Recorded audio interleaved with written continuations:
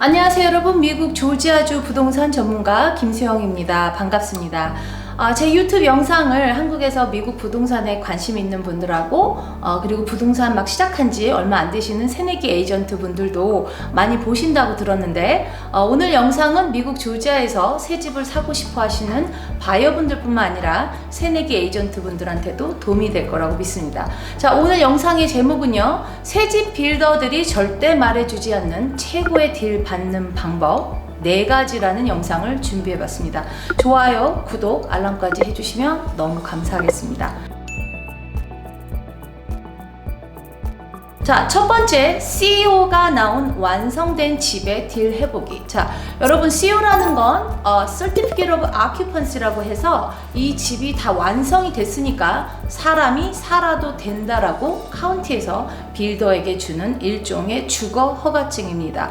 그런데 빌더 입장에서는 이 CEO가 나오게 되면 빌더들이 그동안 집 짓는데 얻었던 컨스트럭션 융자를 갚아야 되는 때가 돌아온 것을 의미합니다. 그래서 다 지어놓고 CEO까지 나왔는데 집이 안 팔리면 몇십만 불 혹은 몇백만 불의 그 컨스트럭션 융자에 대해서 날이 갈수록 이자를 내야 되고, 그리고 안 팔리는 새 집만큼의 융자 받을 수 있는 융자 라인이 묶이는 것이기 때문에 빌더 입장에서는 CEO 나온 후에 집이 안 팔리는 날짜만큼 애가 탈 수밖에 없습니다. 그래서 이렇게 CEO가 나온 집은 좀 더 딜을 해서 깎아주는 경우가 많습니다.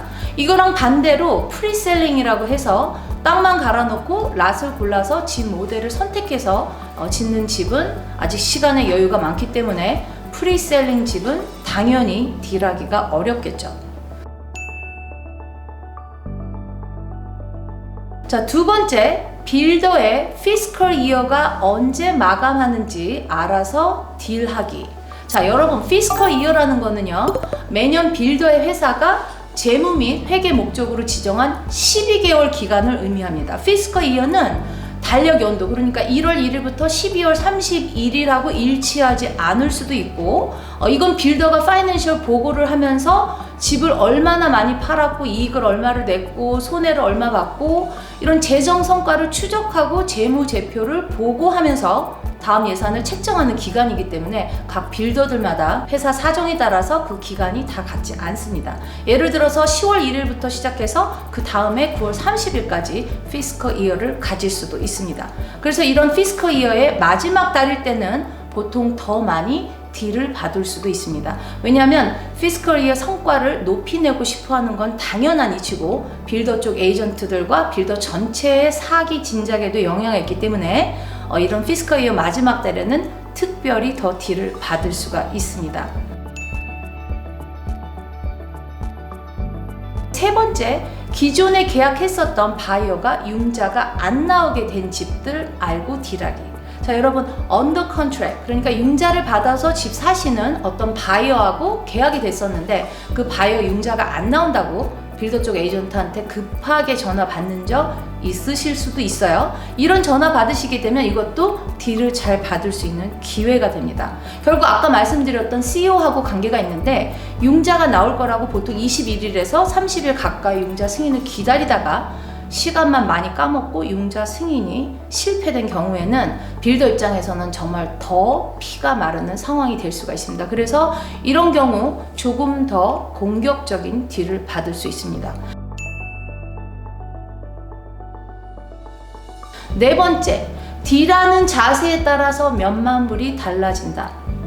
여러분, 네 번째가 사실 가장 중요하고 강조하고 싶은 건데요. 아무리 빌더가 피가 마르게 경제적으로 다급하더라도 절대 상대의 약점을 이용해서 딜을 해놔라라는 자세로 딜을 하시면 안 됩니다. 제가 20년 동안 부동산 전문가로 일하면서 셀러적 에이전트로 일할 때도 어떤 바이어분하고 바이어 에이전트분이 이 집이 이게 부족하고 이게 안 좋고 저게 안 좋으니까 집을 더 깎아줘라, 아니면 안 산다.